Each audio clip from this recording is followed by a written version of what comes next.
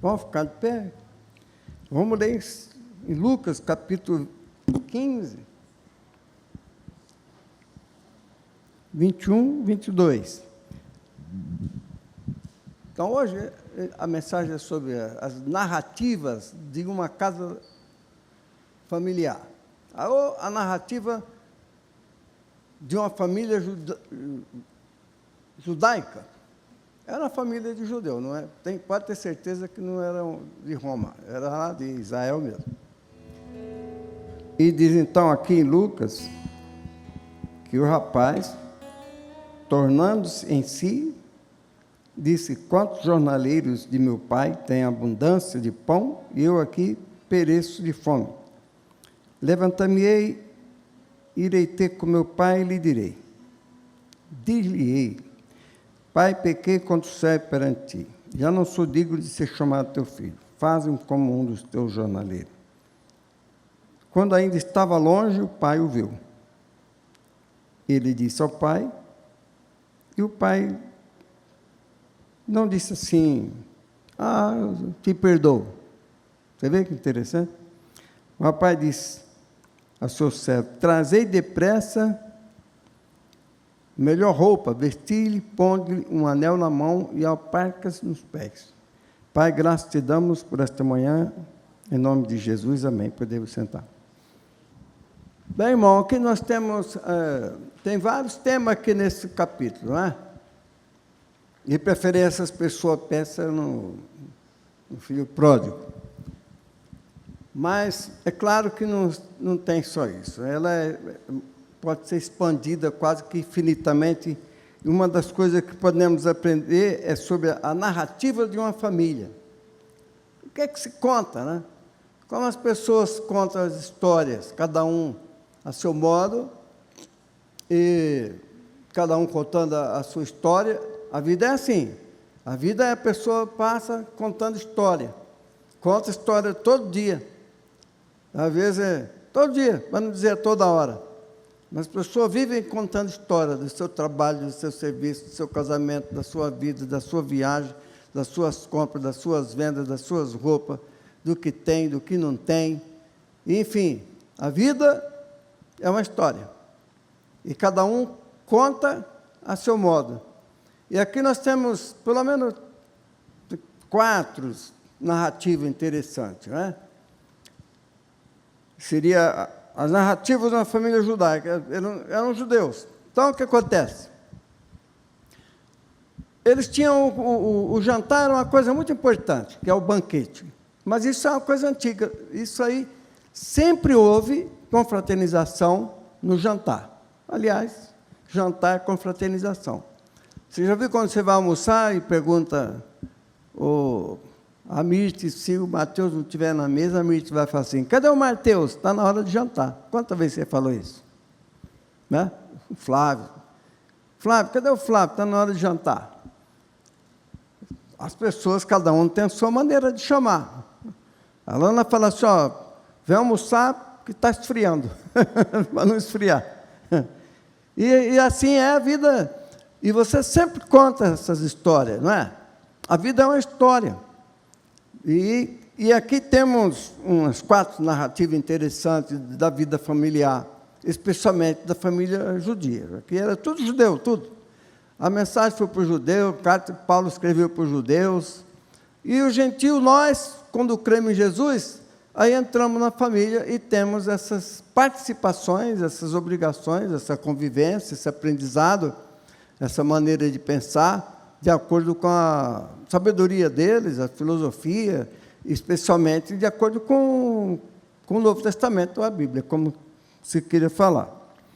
Então, você vê que, na hora do jantar, as pessoas, às vezes, refletem, contam alguma história, e assim era na antiga Grécia.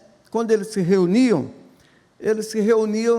num banquete, por exemplo, para confraternizar e crescer em conhecimento, na sabedoria. Portanto, o judeu, ele conhecia essas histórias do banquete do ano 345, 400 a.C., que sobreviveu até hoje os textos integrais, olha, do ano 400, Beleza, não é? E eles chegavam, reuniam e se alimentavam e discutiam sobre a verdade, sobre o amor, sobre a história, para crescer, aprender e a viver melhor. E entre esses temas tinha o do amor. Então, o que dizia Platão? Dizia, olha, o amor, aqui no jantar, é muito importante. Ele contempla o belo. O belo aqui, às vezes, é Deus, sabe? O belo. E o amor mais supremo, tudo era divino na história da Grécia, né? Aí ele diz assim, olha, eu quero dizer, num verso, o que ele produz. O amor. Produz paz entre os homens e no mar, bonança, quando tem a tempestade. Repouso tranquilo de ventos, nas tempestades, né?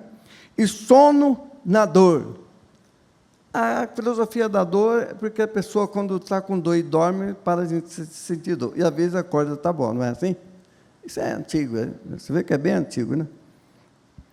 E é ele que nos tira o sentimento de estranheza. Observa que já na antiguidade, 400 anos antes de Cristo, já se ensinava que no jantar, na confraternização e no amor que tinha... Aqui vamos pensar no amor, exatamente no amor familiar, não é? Era aquele pai, filho, mãe e tal, tudo aquilo.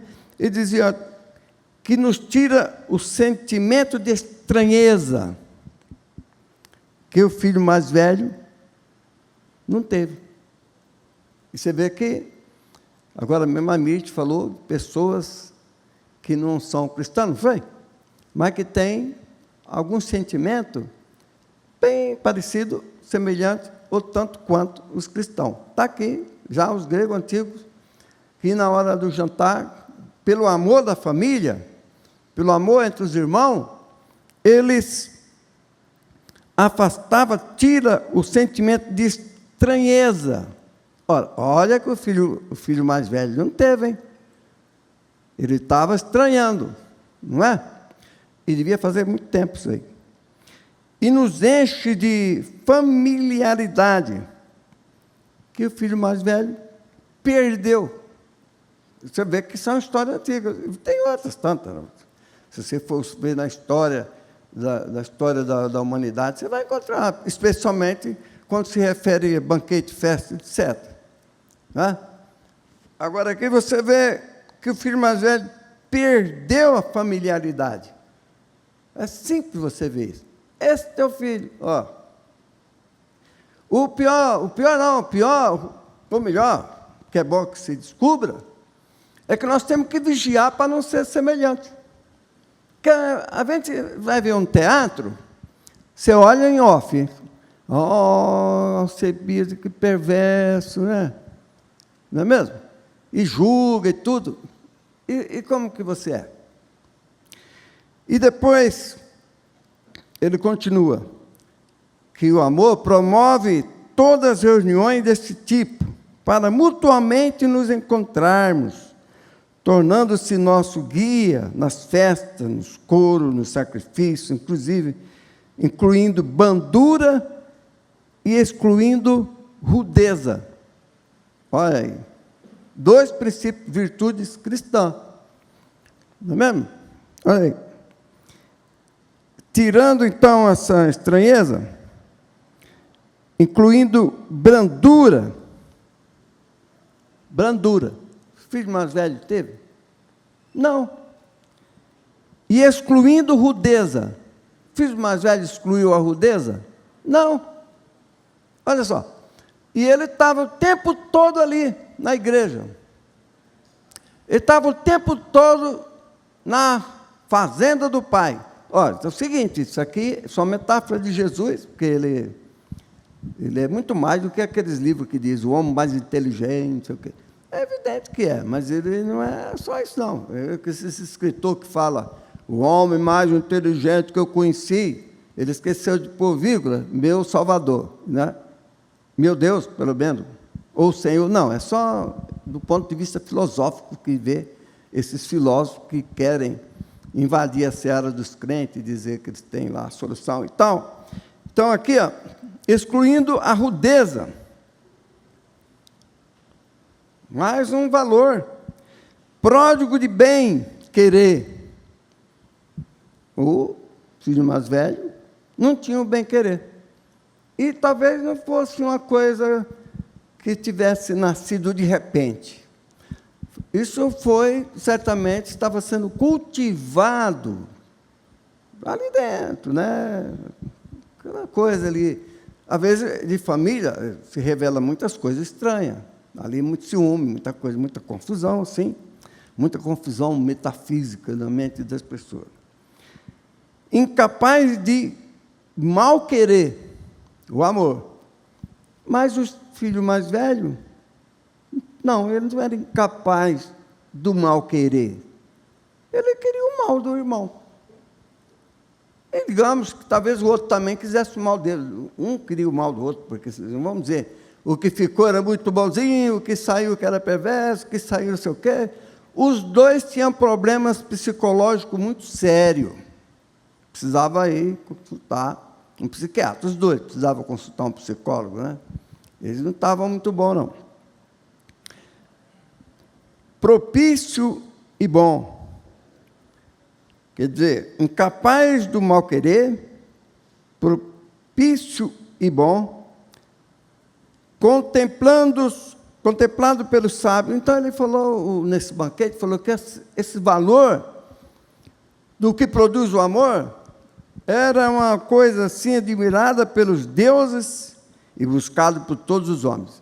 Quer dizer, você viu como a gente pregou? Porque, às vezes, quando eu vou pregar, eu fico olhando o que a pessoa prega. Porque nós não pedimos para Deus dirigir. Você não tem que estranhar se a Mirth leu uma coisa que eu vou aproveitar. Não combinei nada com ela, não. Eu tenho certeza. Mas você fica olhando o que Deus está falando em todos os momentos. Os dois filhos, então, tinham reservas morais e conflitos e narrativas opostas, às vezes, cada um dentro de si mesmo, da própria mente. Cada um tinha na sua mente o que se costuma falar em livros diversos, aí, escritos por americano e tantos outros, batalha da mente. Os dois tinham. Só tinha uma pessoa que tinha ali a mente firme e era prefeito, que era o pai. E essa figura que Jesus coloca é dele mesmo ou de Deus. Porque o judeu tinha muita facilidade em ver Deus como um ser humano. Você já viu? Por exemplo, Davi falava, o irado, o guerreiro, Yahvé, calvagando, tudo figura. Eles só pensavam, eles tinham essa mentalidade. E Jesus está aqui contando a história desse, aparentemente, um rico fazendeiro e pai e agricultor, porque ali em Israel e toda a sociedade antiga, por que não dizer até hoje, o que toca o Brasil é a agricultura. A sociedade judaica era uma sociedade agrícola, produzindo com a terra, tudo ligado à terra. Por isso que eles oravam, abençoavam a terra, e tudo, o salmo fala do sol, fala da lua, fala da terra, das montanhas, etc., e por aí vai.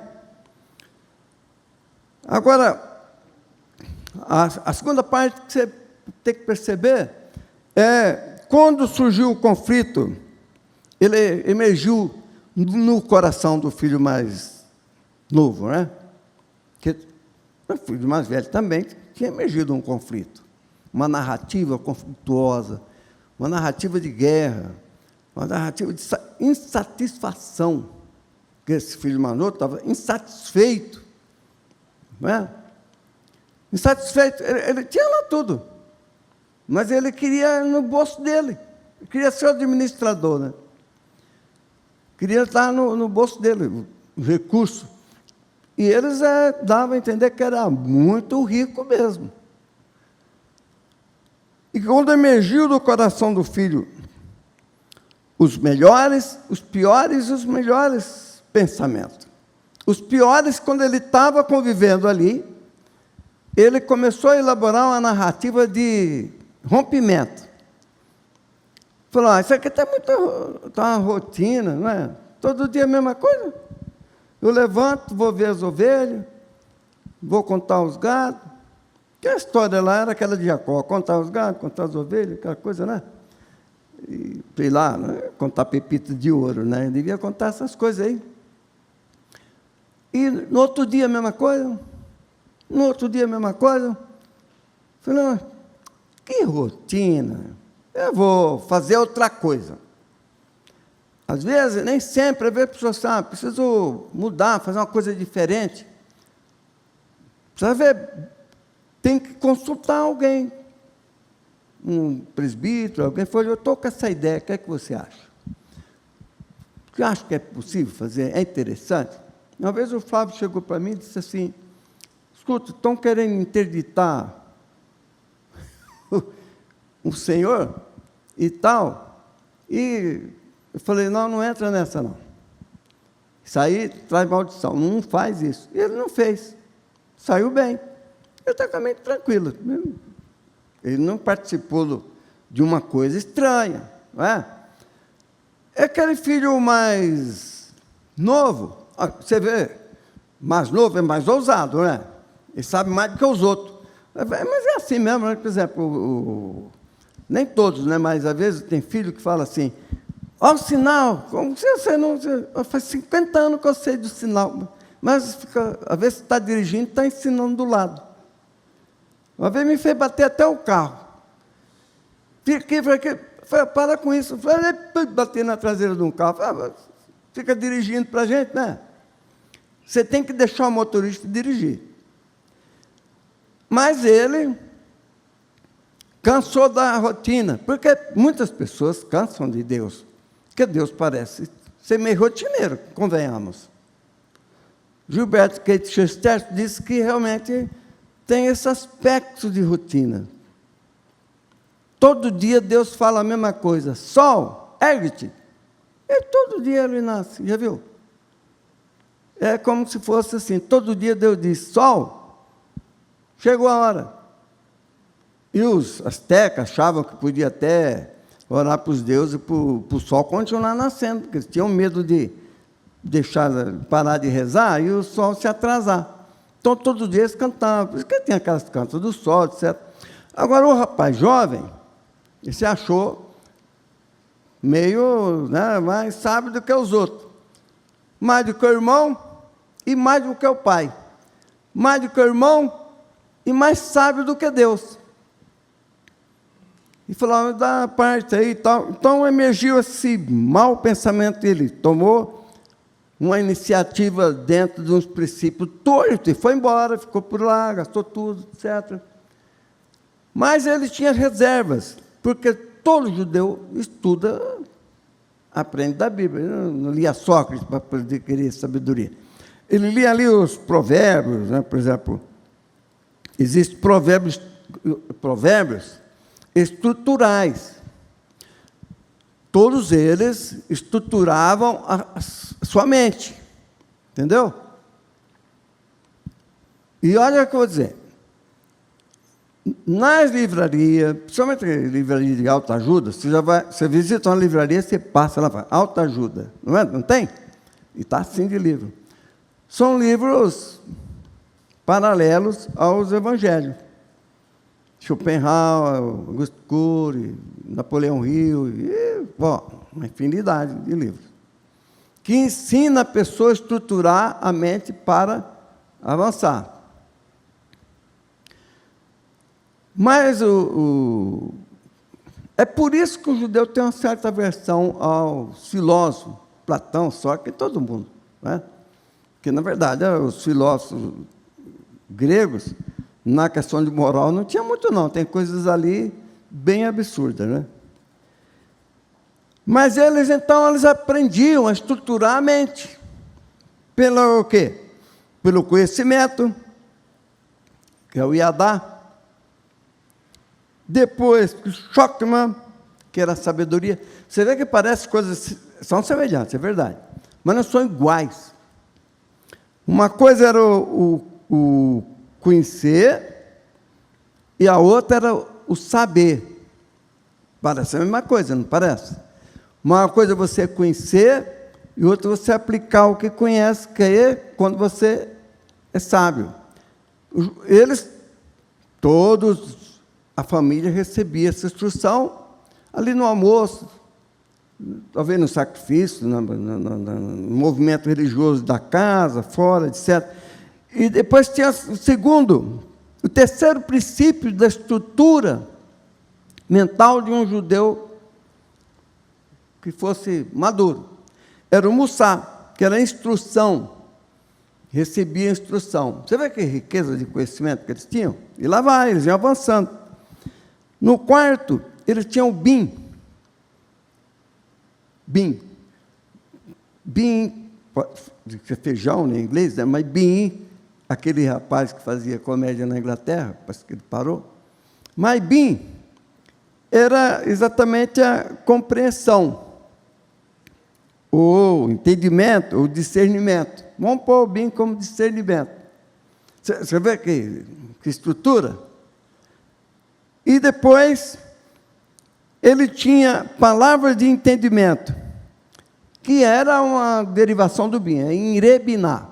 Inre era falar palavras, e Biná, palavras de entendimento.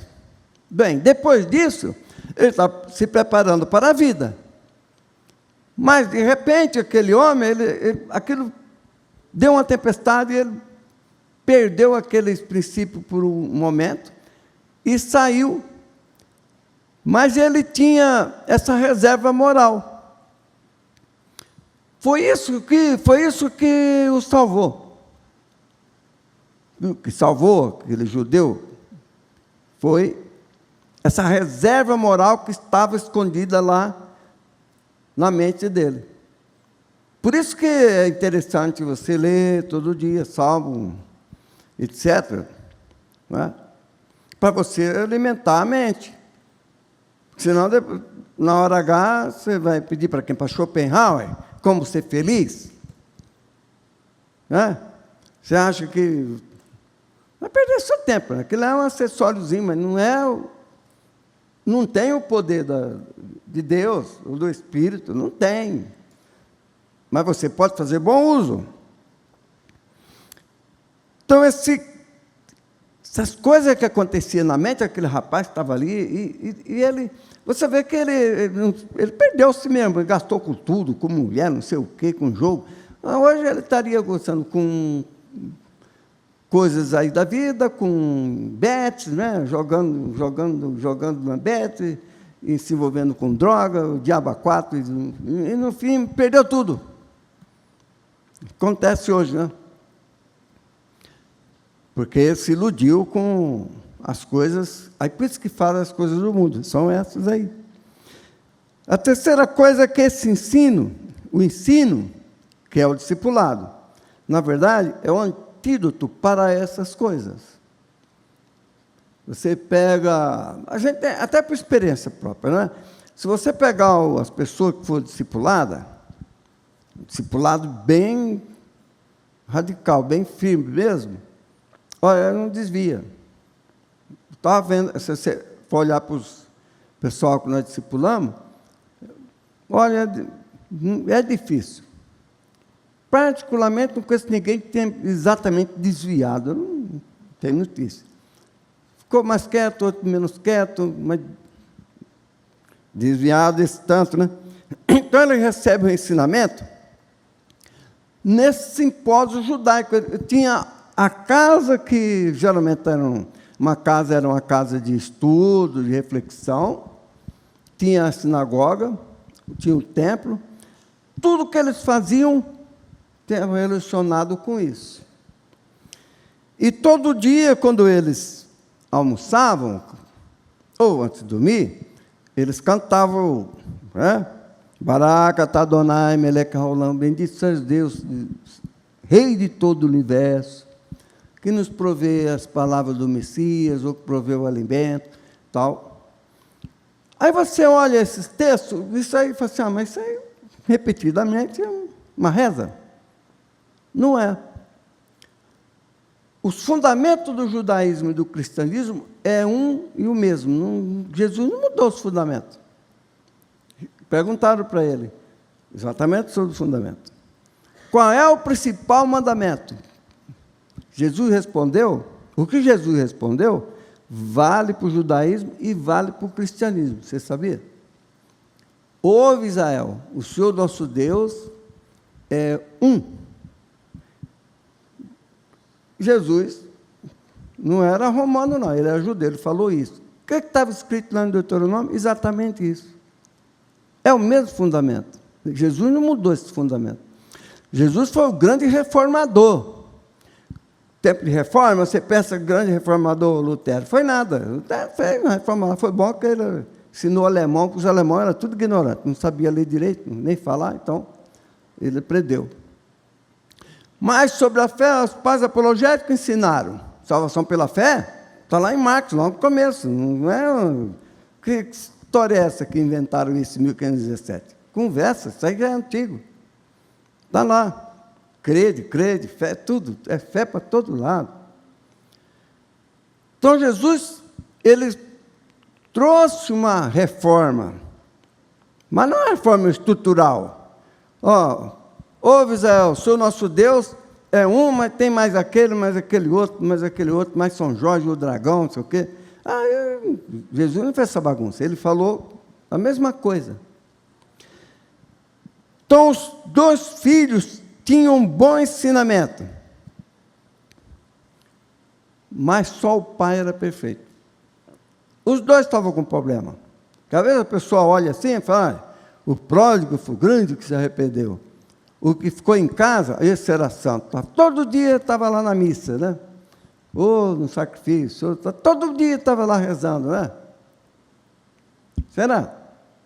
Podia até estar, mas e daí? Ele espiritualmente, ele estava muito mal. Ele estava tão mal quanto seu irmão que foi embora. Igualzinho. Os dois tinham que estar lá no psicólogo, no divã. O que aconteceu com você que você está rangendo os dentes? Para o santo, né? Que estava lá, quando viu o filho chegar e tal. O mais velho, você vê, ele deixou emergir o que tinha de melhor. O texto diz assim, ó, se você olhar o texto, diz assim, ó, ele falou o quê? Tornando em si, é mais um princípio da filosofia grega, gnose auto, conhecendo a si mesmo. A gente tem que fazer isso sempre. O gnose auto, conhecer a si mesmo, não é uma coisa que você fez uma vez, nunca mais precisa. Você tem que estar sempre atento a você mesmo. Gnose auto, conhece-te a ti mesmo. Esse filho mais novo, você vê um parênteses, que essa história do mais novo, às vezes está sempre tomando o lugar do mais velho. Não precisa de coisa, José, uma coisa na Bíblia. Primogênito é o mais velho. Mas esse mais velho parece que dá trabalho, né? Então aí Deus põe o mais novo. Então, esse mais novo aqui, ele caiu em si. Tá? Aí você pensa assim, mas o mais velho já tinha caído em si faz tempo. Que nada. O mais velho estava lá, digamos, confuso com os conflitos, com as narrativas que ele criou dentro dele. Eu sou aqui, eu estou bom, cumpro todas as ordens, não é? Ele estava com a narrativa perfeita, ele falou, eu sou legal, estou certinho, tal. O mais velho, ele lembrou de algumas coisas que aprendia. Tem uns textos que diziam, em provérbio, retém em teu coração as minhas palavras. O tempo todo Deus estava olhando lá o mais velho. Ele estava lá assim, ó, de olho nele. Deus não fez assim, esse aqui que está aqui, bonzinho, eu vou cuidar. O outro lá, problema dele, vai comer lavagem, né? Que estava comendo, quase querendo comer lavagem, comida de porco, você vê que coisa, né? Mas Deus não, Deus estava olhando. E você vê que também é o livre-arbítrio, né? Então, ele lembrou. Olha só os contrastes entre o mais velho, o mais novo e o mais velho. O mais velho, aí eu lembrei da pregação da Mitch também. Pessoas no mundo que às vezes gostam de ver o bem, não é? Esse mais velho não gostava. Ele ficou irado. Ele rangeu os dentes. Falou, que é isso? Olha lá, olha lá, olha lá. Perguntou para o céu, que barulho é essa aí de festa, de dança? O céu falou, teu fratello, na versão italiana, fala fratello. Teu fratello voltou e saudável, e está bem. É o teu irmão. Ele falou, lá na narrativa no interior do coração dele, ele falou, irmão meu não. Não é estranho? Você pensa assim, mas como é possível? Mas foi o que ele falou, hein? E ele chegou para o pai e disse, esse teu filho, não meu irmão. Olha só, olha a posição psicológica dele. Olha a narrativa mental, estava lá dentro, construída. Já estava construída lá dentro. Não foi assim, de repente, essas coisas de repente. Foi de repente nada. Há tempo que ele estava elaborando. E ele devia estar gostando do irmão estar lá perdido no meio dos porcos, sei lá, da meretriz. Não tinha tanta meretriz. Miséria, pobreza, dormindo, talvez. Já era até sem teto. Né? Desse sem teto mesmo, ruim mesmo. O irmão mais velho não estava nem incomodado com isso. Talvez nunca procurou saber onde andava. E ele estava ali, rangindo os dentes. Aquele salmo. Fala do judeu ímpio que não suporta a misericórdia. Tem gente assim, meu irmão, que não suporta misericórdia. Não. Tem que castigar. Não é? Então, quando o irmão mais velho viu que o pai teve misericórdia, ele odiou, rangeu os dentes. Ele teve uma posição de ímpio. O ímpio não suporta misericórdia. Lá o Salmo 112, 10. Ele dizia de modo insolente, este teu filho, estou fora. Não é? Você vê que narrativa interessante? Como a gente tem que ter cuidado com essas narrativas. A gente tem... Jesus falou para vigiar. Vigiar o quê, irmão? Vigiar para o capeta não tirar minha carteira do bolso? Mas a pessoa vai vigiar. Aí pensa que para vigiar, no quê? É que nem o Nicolas falou, agora eu lembrei que o Nicolas falou que o governo falou que o exército não vai lutar contra bandido. Aí o Nicolas falou, vai lutar contra o quê, presidente? Contra tatu no Amazonas? É o caso, né? Você vai vigiar contra o quê? Você não faz nada, vai fazer guerra contra o tatu no Amazonas. Quer dizer, esse cidadão ficou confuso, porque, na verdade, esses dois filhos tinham um defeito, digamos, fundamental. Sabe qual era? Não era discípulo. Não aprendeu misericórdia, amar o inimigo, nem amar a Deus, não amar nada. Ele seguiu uma cerimônia judaica e tudo mais, e acabou, enfim. Mas lá ensinava a ser discípulo. E o texto que eu preguei aqui, ser discípulo de Deus, meus discípulos. Eles não eram discípulos de Deus. Eles eram ali, os dois. Então, eles não tinham o lâmede, o conceito de estudar e aplicar. Estudar aquele código do discipulado do provérbio. Do Iadá, do Musá, do Bim, do Biná, né? O Irebiná, toda aquela coisa que a pessoa vai aprendendo. Se você detalhar, aprender, aprofundar, fica forte. Pessoa que estudar bem o discipulado, nem capeta, nem nada, nem sábio, nem USP, ninguém muda, não tem perigo. Quando eu fui na USP fazer um curso, mas não tinha um pingo de medo. Eu até ria das coisas que eles concluíam, e ainda o professor teve que concordar comigo contra o catedrático da Barão de Mauá. Falei, ele está certo. A evolução é hipótese, não é ciência. Falei, olha só, vivi para ouvir o catedrático da USP falar para mim isso, olha só que legal. Não tinha um pingo de medo. Você não tem que ter medo. Evidente que tem que ter vigilância. Você vai para a faculdade, tem os corredores da maconha, eu vi falando. Tem a seção da maconha. Quem quiser fumar, quem quiser, né? Eu sempre teve, às vezes, pessoas que tinham no meu tempo, mas eu nem cigarro, quanto mais maconha. Se você não quer, você não fuma. Então, o pai perdoou, teve misericórdia. O pai conhecia aquela história lá de Josué, Zacarias, Josué com vestes sujas e Josué com vestes finas. Aí que sabe essa história que o pai mandou pôr uma roupa nova? Aquela roupa nova era uma estola, tipo estola sacerdotal, era uma roupa religiosa, branca. O anel era um anel também que selava a importância que você tinha no reino de Deus. Você tem um anel de selar também.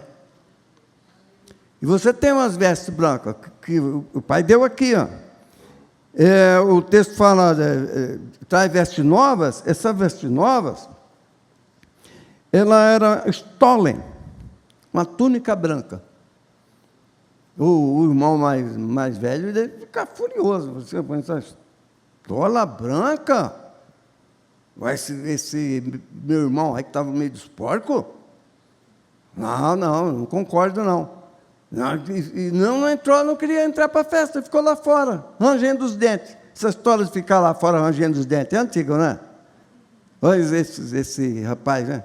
Rangendo os dentes, não sei o quê, não vou entrar, não sei o que lá, porque uma estola branca, e depois sandália, e um anel. Não, aí é o fim do mundo. Eu estou aqui e não tenho isso, né? Tinha. Talvez estava lá e nunca quis usar. Não? Então você vê aqui que as narrativas revelam o que a pessoa é, não é? Não é verdade? Então ele diz aqui, olha, não sou digno de ser chamado teu uiós. Uiós, filho teu. O cidadão estava, compreendeu, né? Falei, olha, eu errei, não fiz bem, voltou. O que acontecia? O que estava acontecendo? Acontecendo que esse rapaz, ele realmente estava tendo condições de ser um líder, porque ele experimentou as grandes dificuldades. Ele se levantou, tomou uma atitude e emergiu com potencial. Observe outra coisa, que quando ele vinha, você vê o seguinte, que o pai, toda vez que chegava a hora do jantar, do banquete, simpósio judaico, né? Ele punha a mesa, mas ele saía lá fora, sim, saía lá fora, olhando. Ele olhava lá no horizonte, para ver se via um vultozinho, né? Aí um dia ele viu, ele não foi dizer assim, eu te perdoo. Precisava. A atitude de perdão que o pai teve revela mais que eu te perdoo. O pai podia dizer, está perdoado, vai lá, vai trabalhar na fazenda. Né? Não. Ele falou, táxi. Sabe de onde surgiu essa palavra, táxi? Do grego. Rápido. Por isso que surgiu o táxi. que é rápido, né? Você pede um táxi, que era rápido. Então o pai disse, táxi, depressa, olha que coisa, né? Depressa. Às vezes a pessoa, quando alguém voltava, às vezes ficava por aí, tem muitos irmãos que ficam por aí, não sei. Aí quando volta, não, você tem que ir lá na frente, dizer quantas cervejas você bebeu, aí depois o conselho vai reunir, você tomou de qual marca? Essa é pecado, aquela não é tanto, não sei o quê, aí o conselho... O pai disse, depressa, pega a túnica branca, sandália e um anel de selar. Foi uma coisa muito surpreendente. O pai é uma coisa surpreendente. Então, essas qualidades, eles são qualidades extraordinárias. E se estudar essas qualidades, assim, da pessoa emergir da dificuldade financeira, às vezes quebra e tal, Harvard Business Review, estudos feitos na faculdade de Harvard. Muitas pessoas que prosperaram muito, só que perderam, às vezes, perderam tudo algumas vezes. E se levantou. Esse rapaz perdeu tudo, se levantou. Então, ele recebeu esse anel, etc. Aí tinha esse panorama de fundo. Qual era o panorama de fundo? Mais um panorama. Era que a vereda do justo é como luz da aurora, que vai brilhando mais e mais até ser dia perfeito. Nenhum dos dois estava andando muito nesse caminho. E o caminho dos ímpios é como a escuridão. Eles não sabem que tropeçam. Quer dizer, aquele rapaz que se tornou justo, na verdade, no primeiro momento, era ímpio.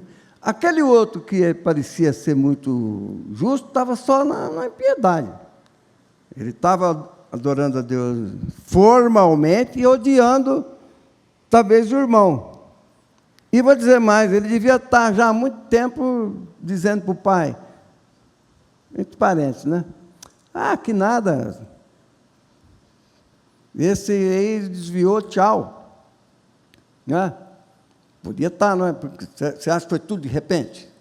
Ele estava com a narrativa que vinha corroendo os ensinamentos básicos de provérbios, de sabedoria, de buscar retidão e tal. Por isso que a mãe do discípulo do Talmidim dizia, filho meu, lá no provérbio, aparece sempre com a mãe, né? Dizendo, filho meu, obedece, retém a palavra, vê. Olha só, aquele jovem mais novo foi tomado pela impiedade e depois emergiu na piedade. O mais velho, aparentemente, estava na piedade. Não estava. Pior que não estava. Porque às vezes a gente pensa assim, aquele lá devia estar pelo menos legal, né? Mas não estava também. Os dois estavam doentes. Aí os dois foram curados, porque na hora que, certamente, ele entrou em casa, mas ele resistiu. Ele não queria entrar. Ficava rangendo os dentes lá, não sei o quê, né? Não queria participar da festa. E o judeu dança muito mesmo. Vamos ficar de pé. Por isso que essa música ele fala, tua fidelidade é infinita, tua disposição de amar não podemos escapar. Plena é tua graça e misericórdia. O passado não me prende mais. Se você ouvir essa música, eu fiquei vendo, essa é a música do filho pródigo. As minhas respostas foram restauradas, perdão flui das tuas veias. Você sabe o que significa isso? Eu perguntei para Dani. Quem pode responder? Perdão flui das tuas veias. Está na música. Vocês não podem, porque eu já comentei. Quem pode dizer? Perdão flui das tuas veias. Então. Pois é, mas muito mais. Sangue. Está vendo? Sangue, da veia. E tua bondade mostra te mostra em todos os caminhos. Se você ouvir essa música, em inglês ou português, você vai ver que é uma música de um filho pródigo, de alguém que reconhece a Deus. Não é necessariamente que fugiu da igreja, que se rebelou, inventou uma seita, deu os pinote escatológico aí, porque às vezes a pessoa inventa um negócio, né? Dá umas cambalhotas espirituais de novidade, inventa. É o voo de galinha, vai, esparrama no chão. Não é mesmo? Esse filho novo, ele fez isso, deu um voo de galinha. Depois ele aprendeu. Não tem como mudar essas coisas que Deus estabeleceu. Estamos de pé. Pronto. Vamos preparar para Santa Ceia. Enquanto prepara, eu vou lendo, só para lembrar, né? Porque eu recebi do Senhor que também vos entreguei, que o Senhor Jesus, na noite em que foi traído, tomou o pão e, tendo dado graças, o partiu e disse: isto é meu corpo que é dado por vós, fazer isto em memória de mim. Por semelhante modo, depois de haver ceado, tomou também o cálice, dizendo: esse cálice é a nova aliança, meu sangue. Fazer isso todas as vezes que o beberdes em memória de mim.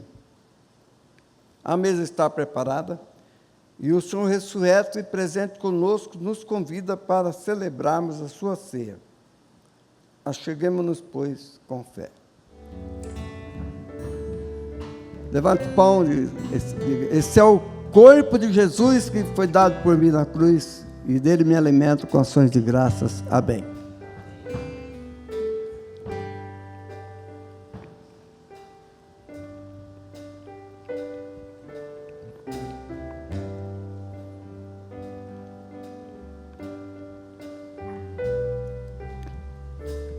E o vinho símbolo do sangue de nosso Senhor Jesus Cristo. Tomemos dele e sejamos agradecidos. Amém.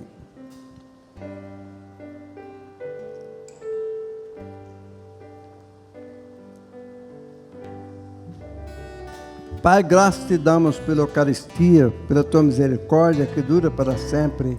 Amém. Podemos sentar.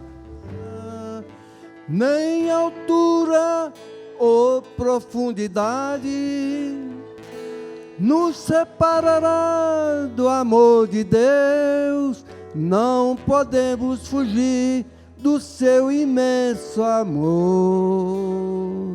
Sua fidelidade é um mar sem fim, cheio de graça e compaixão. Cantemos: Deus é tão bom, Deus é tão bom, Deus é tão bom, é tão bom para mim. Amém. Mais ou menos.